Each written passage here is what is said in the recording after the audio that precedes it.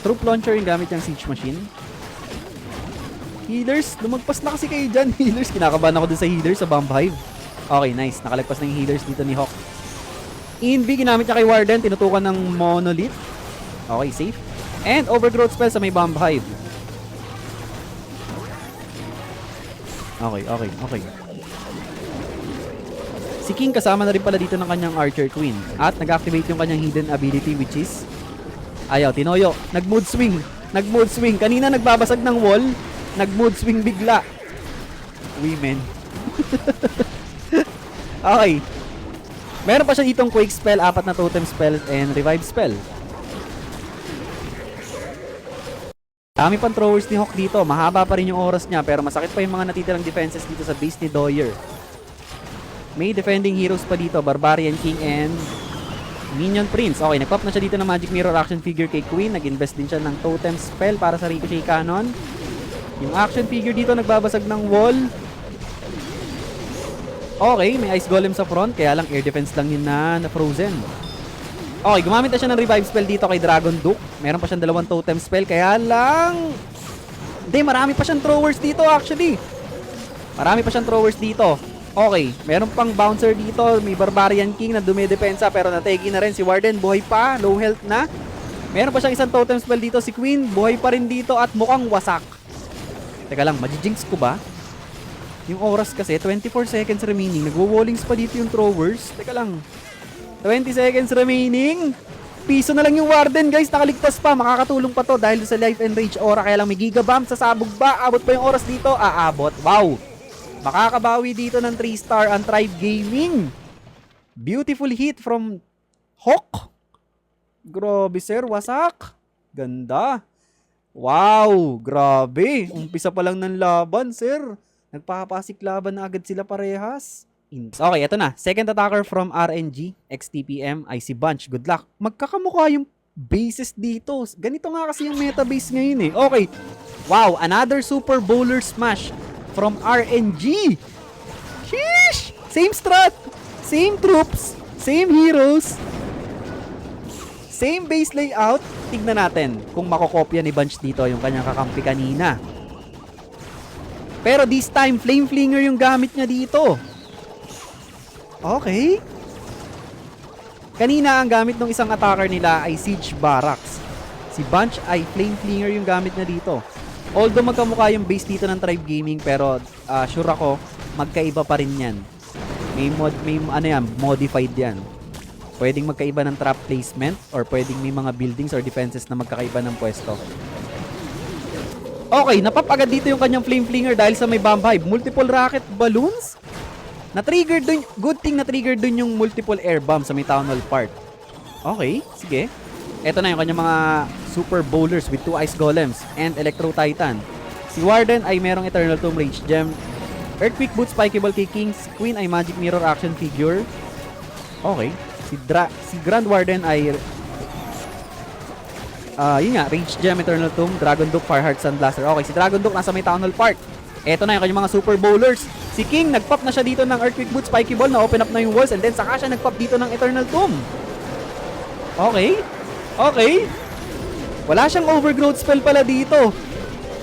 Grabe, sobrang bilis na wasak yung mga buildings dito sa bouncing balls ng Super Bowlers. Meron pa siyang Stun Blaster dito kay Dragon Duke. Yung Warden niya, low na, nategi. Ano na nangyayari? Si Queen, buhay pa. Meron pang ability dito si Queen and Dragon Duke. Okay, eto na lang yung natitira, yung left side ng base ni Dima. Tignan natin, sir. Meron pa siyang 2 totem spells dito.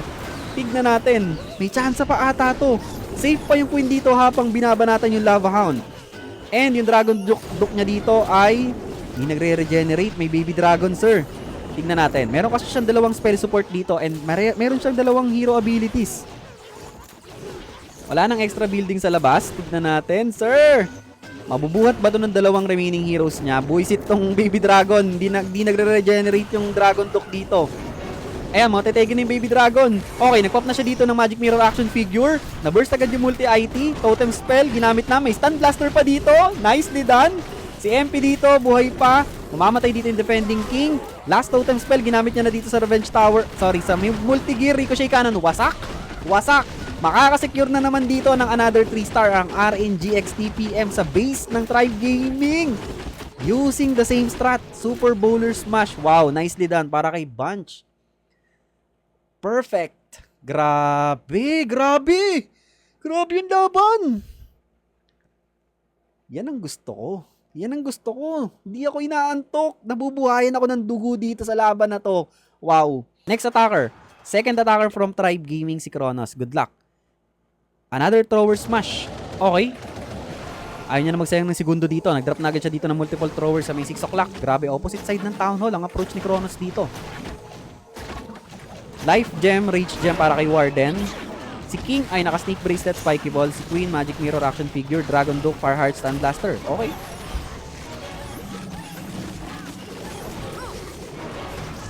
Tribe Gaming, loving the throwers. Okay, nag-pop na agad siya dito ng Spiky Ball kay King. Si Queen kasama dito sa may right side. And then nasa may upper left side naman yung Dragon Duke. Log Launcher yung gamit niyang Siege Machine dito. Meron siyang 3 skeleton spells. Malamang sa back-end niya gagamitin to. Dahil meron ditong triple multi-IT sa gitna. Yung 3 skeleton spells niya ay para dito sa dulo, sa Monolith, Super Wizard Tower, and Ricochet Cannon. Tignan natin kung aabot. Okay. Si Dragon Duke dito ay dying na. Uy, grabe. Ano? Naubos agad yung multiple headhunters doon. Lava Hound, multiple headhunters yung naman ng CC dito. Si Queen ay nagpop na rin ng Magic Mirror Action Figure sa may right side.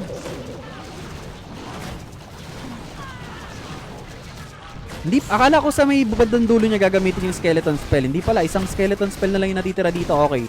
Totem spell pang distract sa Guardian. Meron pa siyang 2 Ice Golems dito. Grabe, sabay nagpop yung 2 Ice Golems. Walang tinamaan, air defense lang.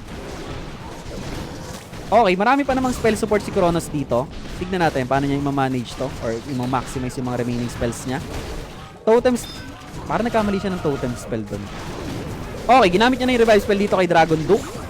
Ariko, tinamaan ng Seeking Air Mine. Meron pa siyang free spell dito and skeleton spell pang distract sa back end. Marami pa siyang throwers dito. Si Queen ay buhay pa. Kaya lang feeling ko nagkamali talaga siya ng totem spell dito sa part na yon. Namatay yung kanyang Archer Queen. Dapat sa may bandang pataas na yung totem spell niya para hindi nabandahan ng Ricochet Cannon. Pero oh, it is what it is. 1 minute remaining. Meron pa siyang skeleton spell dito. Kaya lang marami pang defenses yung natitira sa base ni Joel LP dito. Abot ba? 50 seconds remaining. Meron siyang isang skeleton spell eh. Tignan natin. Hindi ko rin sure.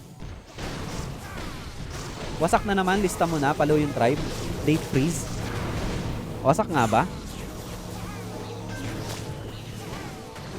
Ang dami pa pala ng throwers, guys. Yung oras na lang ang kalaban ni Kronos dito. Wag lang siya makakatapak dito ng multiple skeleton traps. Ba't hindi niya pa dinadrop dito niya sinesave niya yung skeleton spell dito. Mamaya targetin pa si Warden. Hindi, grabe. 19 seconds remaining. Ito na yung last skeleton spell. Nasa may Ricochet Cannon. Spring traps, throwers, 12 seconds remaining. 2 defenses na lang yung natitira with 1 elixir collector. Wag mong sabihin. 4, 3, 2, wow! Another 3-star na naman galing sa Tribe Gaming. Grabe naman yung laban, sir. Grabe yung laban. Ano ba to? Ano ba to? Walang sumasablay.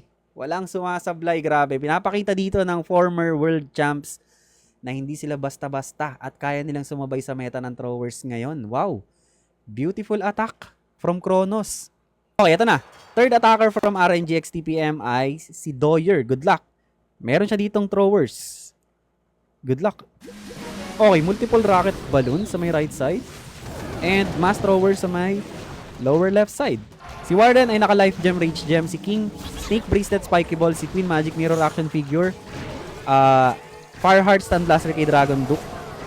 Okay. Dinap niya rin agad dito si Dragon Duke para mag-counter funnel. Skeleton spell pang distract sa Monolith.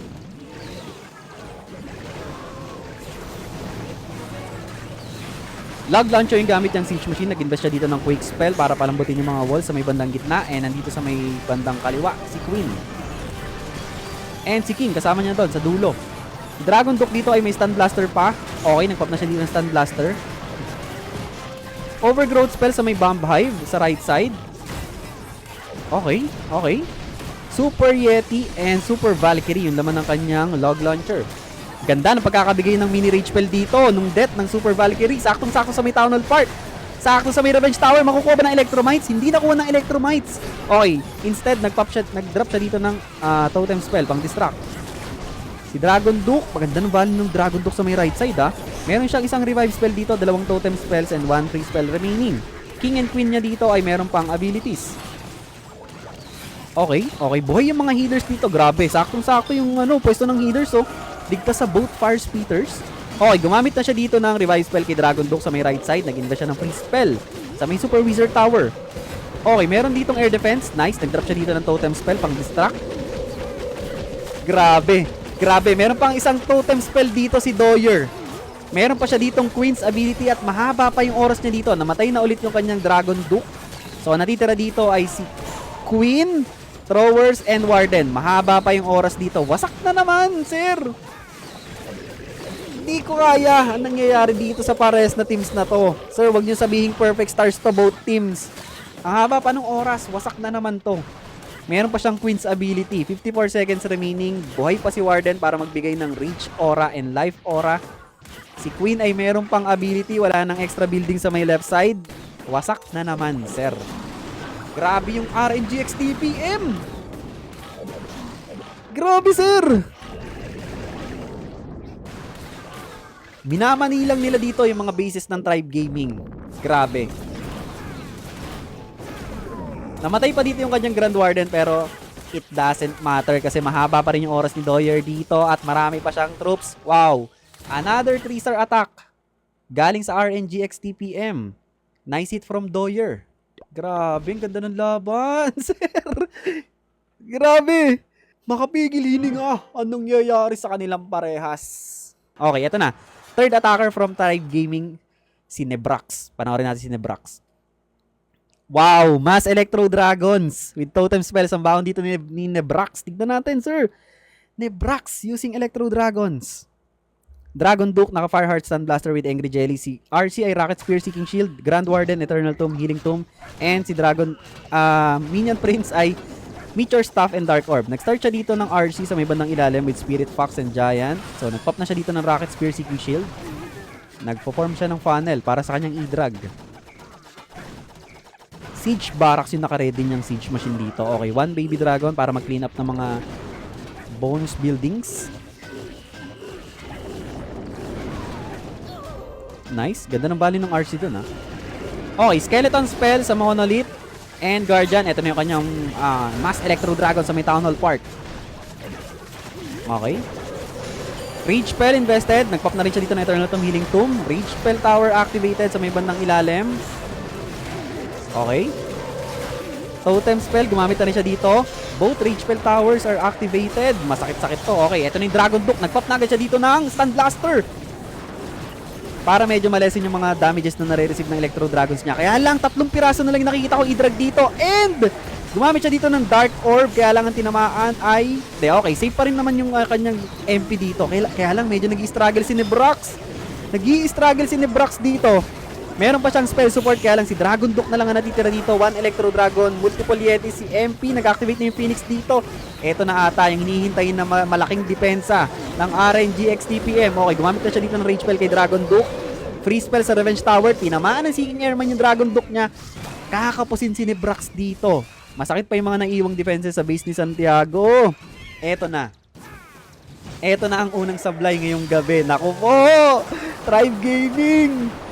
Delikado sila sa RNG XTPM. Mas gigil talaga, mas gigil. Tignan natin. Di ko alam kung nangyari dito.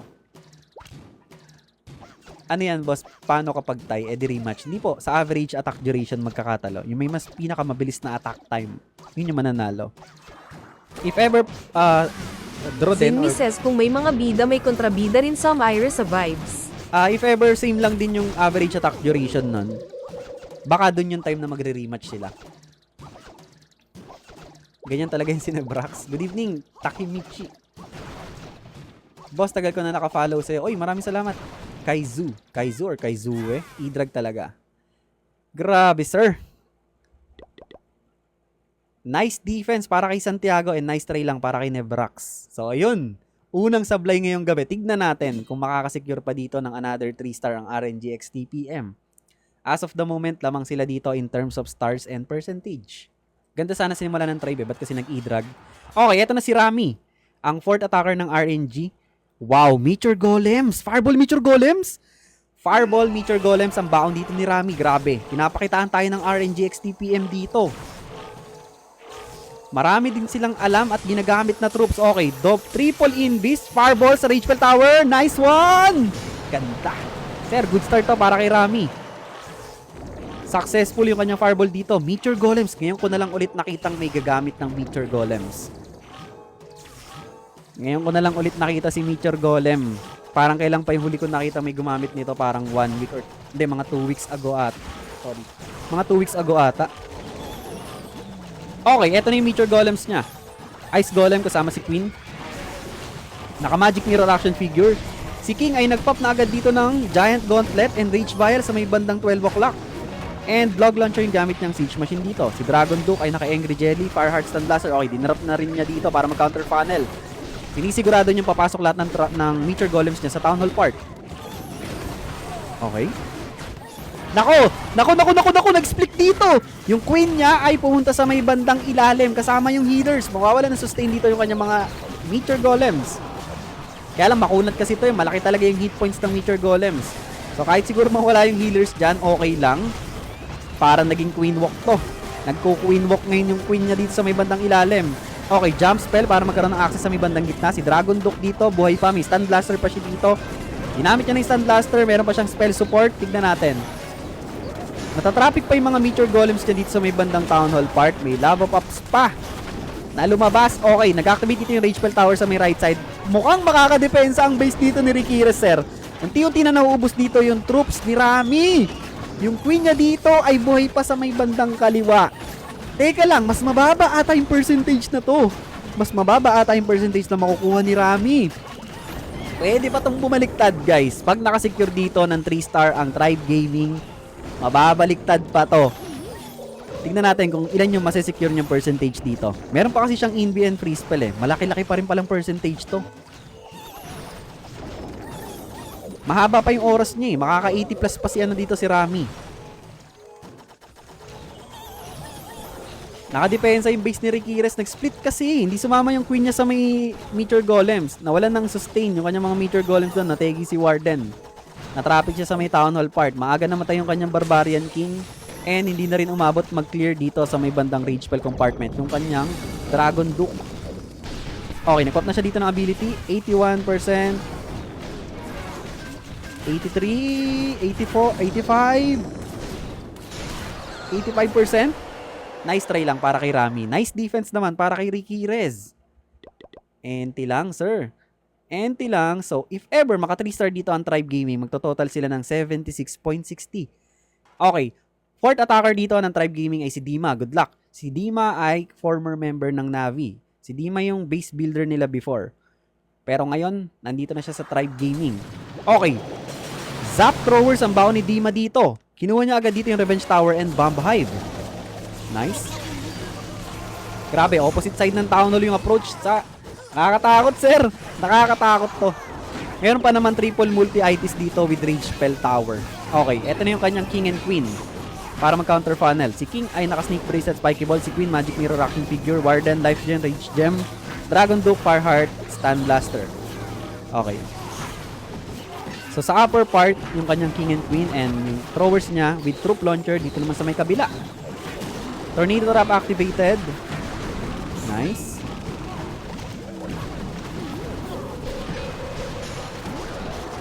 Ragepel Tower activated dito sa may bandang ilalim.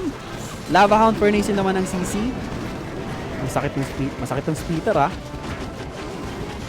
Okay, Giga Bomb. Mag-activate ba sa Coco Balloons? Okay, mag-activate sa Coco Balloons. Nice. Yung Queen niya dito ay nagpop na ng Magic Mirror action figure. Si King pala ay nategi na. Meron siyang revive spell dito, isa. Namatay na rin yung kanyang original Queen.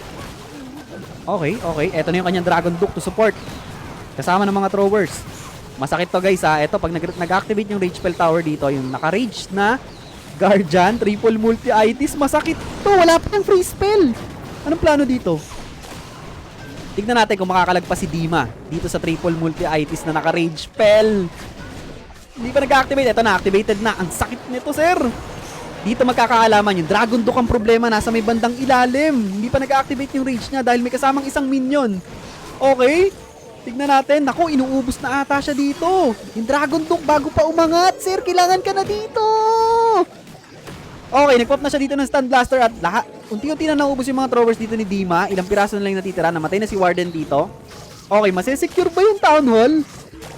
Hindi nag-activate yung rage dito ng Dragon Duke dahil may kasamang Sneezy. Okay, nakuha naman yung Town Hall dito. Meron pa siyang Revive Spell and Totem Spell.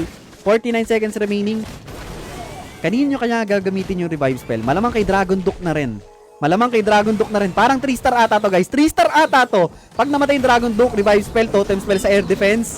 Si Dragon Duke na yung bahalang luminis nito. Yung i-drop. Totem Spell. Nice one. 30 seconds remaining. Si Dragon Duke na bahala maglinis nito at makakasecure dito ang Tribe Gaming ng another 3-star. May chance pa sila dito. Didikit sila ngayon sa RNGX TPM dahil dito sa 3-star na ginawa ni Dima. Hindi ko alam. Uy! Natatraffic pa, sir! Sir! Majijinx ko ba? Wala ka! 4 3 2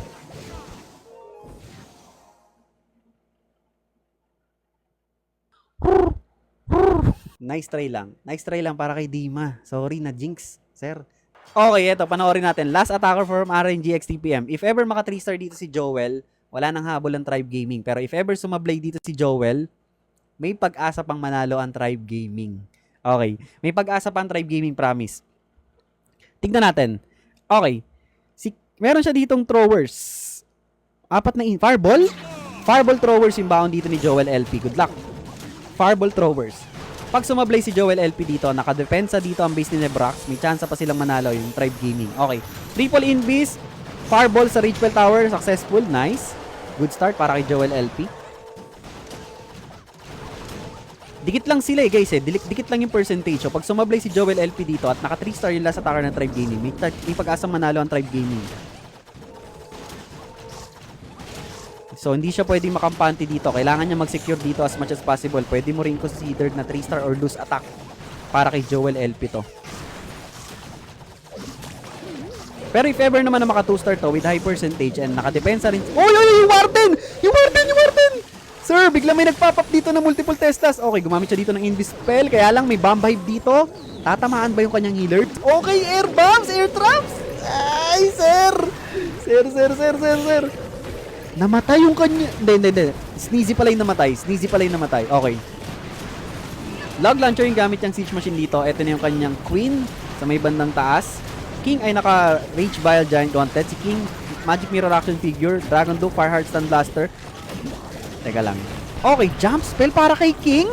Si King ang kukuha ng triple multi-itis compartment dito, sir. Aabot ba yung King dyan? Tignan natin, ha. Okay, nag-pop na siya dito ng Giant Gauntlet, Rage Vial kay King. Si King ay naka-Phoenix. Okay, nakuha na niya yung Town Hall dito. Boy pa si Warden. Okay, Rage Spell Tower activated. Masakit to. Triple multi-ITC nandito. Ito na yung Dragon Duke sa may bandang 12 o'clock.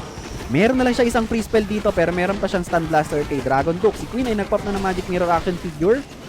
Nag-pop na rin siya dito ng Stun Blaster. Hindi nakuha lahat ng BK dito, yung multi-ITC compartment.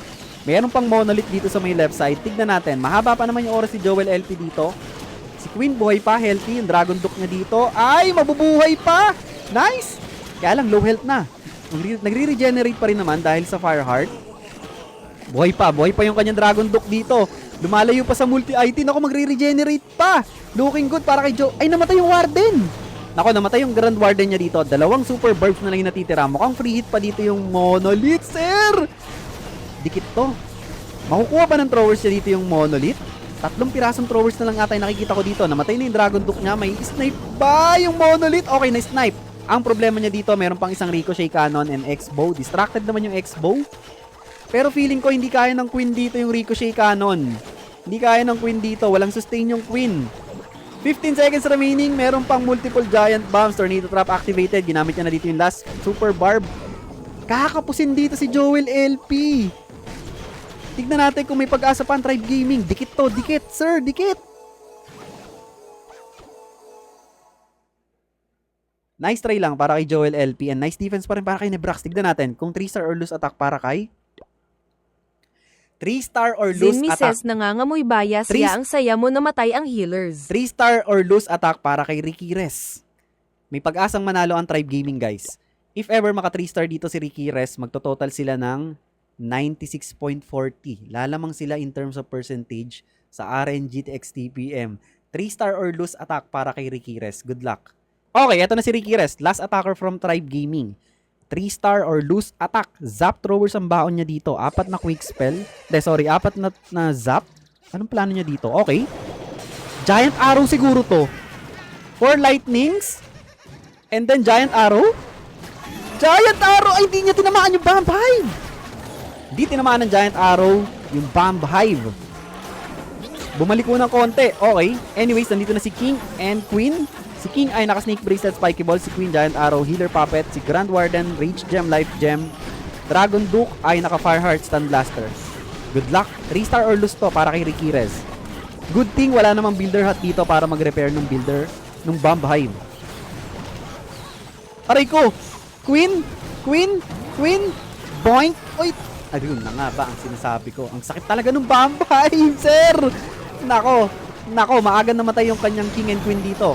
Ang natira na lang agad ay yung mga Mass Throwers with Warden. Meron pa siyang Dragon Duke dito. Hindi niya pa dinadrop. Kaya lang, ang sakit ng beast ni Bunch dito. Double rage spell. Layout. Tignan natin. Tignan natin, sir. Medyo maaga namatay yung heroes ni Ricky Rez dito, ha. Okay, gumamit na siya dito ng overgrowth spell sa may bomb hive. Dinidisaster talaga siya dito ng bomb hive. Grabe. Konti na lang yung natitira sa buhay nun. Gumamit na siya dito ng Dragon Duke sa may bandang taas.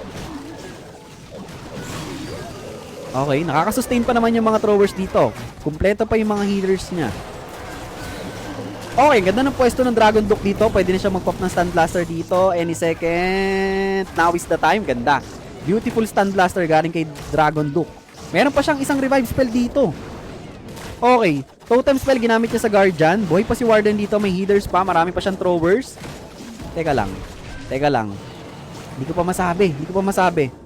Meron pa kasi siyang revive spell eh. And healthy pa yung Dragon Duke sa may bandang taas. Magre-regenerate pa yon since walang air defenses na nasa parte ni Dragon Duke. Nandito sa may bandang ilalim. Okay, free spell ginamit niya dito sa Fire Speeder, Multi-Arch Tower, and X-Bow. Okay, revive spell na lang yung natitira para kay Ricky Rez. Kaya lang, ang sakit pa ng back-end defenses dito ni Bunch. Meron pang defending MP, meron pang Monolith. And meron pa ditong dalawang kalaban ng kanyang Dragon Duke. May dalawang air defenses. Kaya lang, unti-unti na naubos dito yung throwers ni Ricky Rez. Aray ko! Kakapusin siya dito sa... Teka. Kakapusin siya dito. Warden na lang yung natitira. Mamamatay din yung Grand Warden dito. Yung Dragon Duke na tegi na rin. Ginamitan niya ng revive spell yung Dragon Duke. Kaya lang may Monolith pa dito defending. Wow! Panalo dito ang RNG XTPM. Grabe, dinurog nila ang world champs. Sayang, nice try lang para kay Ricky Rez. Nice try lang, Tribe Gaming. Grabe, dinurog sila ng RNG XTPM. Mas malakas ang powers ng RNG XTPM ngayong gabi. Sila ang mas better team tonight. Congratulations, RNG XTPM, for winning this round against Tribe Gaming dito sa Placebo Cup. So, goodbye na sa Tribe Gaming. Laglag na sila dito. And magpapatuloy papuntang quarterfinals ang RNG XTPM dito sa Placebo Cup. Grabe. Wow. Beautiful match. Ganda, sir.